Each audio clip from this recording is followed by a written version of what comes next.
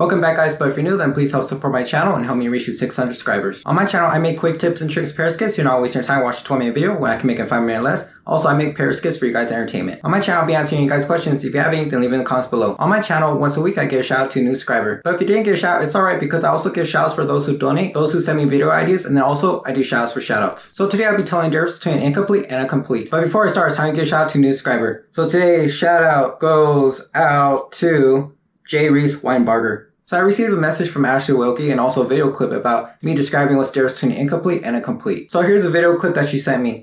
So I don't know, this is just a suggestion. I watched your videos this morning and you know how like there's a difference between incomplete and complete and everything? Well, maybe you should also educate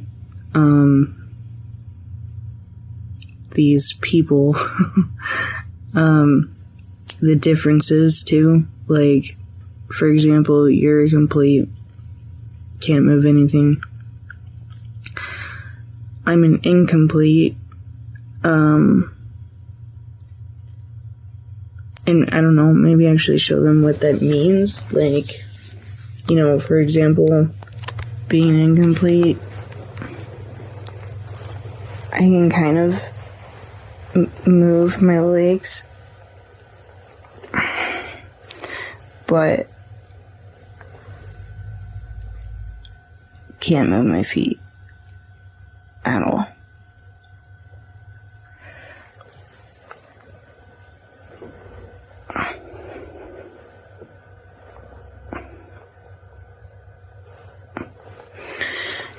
You know, because people that don't know, I don't want to call them stupid, but they are kind of stupid with being uneducated, so, I don't know, maybe if they physically see that, like, show them different clips of people, like, okay, she can move her legs, but she can't move her feet. This person can't move at all. This person, can only move one leg, you know, different things like that, I guess, maybe. I don't know. Just a suggestion.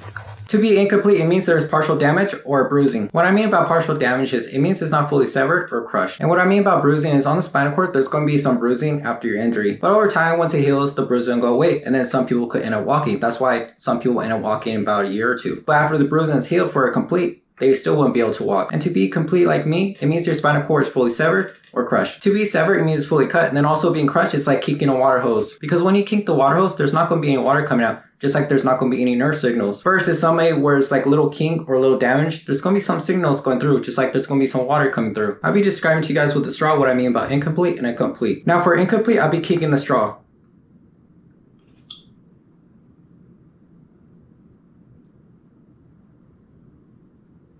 You see how the water comes out slow? That's kind of how it is with the spinal cord. There's like some signals, but it's not fully coming out versus if it wasn't kinked. Now for a complete, this is what I mean with the straw. See, I'm kinking it and there's nothing coming out. Versus incomplete, and then it feels straight, then that would be a normal spine. When I first became paralyzed, after I left the hospital, I was in rehab, and so they am doing the prick test to see where my level of sensation is. But even though they could do a little test like that, I don't think they could determine like if you're going to be paralyzed or not through an x-ray. For me personally, I went to see a back specialist where he required MRI so he could see what's really going on with my spinal cord. And of course, I seen the damage and how crushed it was. So it's kind of irritating when people try to compare yourself to others, say, oh, I ended up walking, so you could too, or this and that. It's like, no, MRI shows how damaged my spinal cord is. That's your case, this is mine. And the back specialist asked me some questions like if I became paralyzed from an impact. And I told him, yeah, I became paralyzed from an impact when they shot me. Also, stay tuned, I'll be describing to you my personal experience, what it felt like to first become paralyzed. And he showed me a chart and described to me different grades of injury. And for my case, since I was a gunshot victim, I'm a grade A. Here's another example of incomplete. The end of my charger right here, it's bent and it's almost like loose and it might break off. And so like most, we had to wiggle around until it charged. That's what it's like to be incomplete. But for a complete, no matter how much you wiggle it, it's not going to work. Just like if I was to cut this and try to wiggle it, it's not going to charge.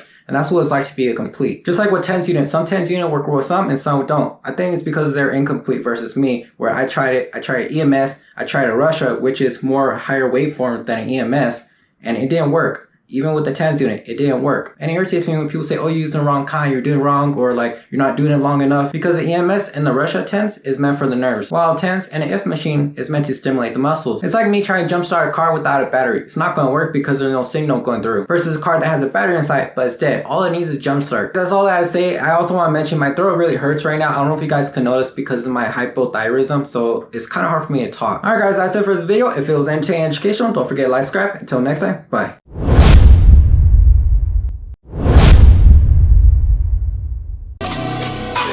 It's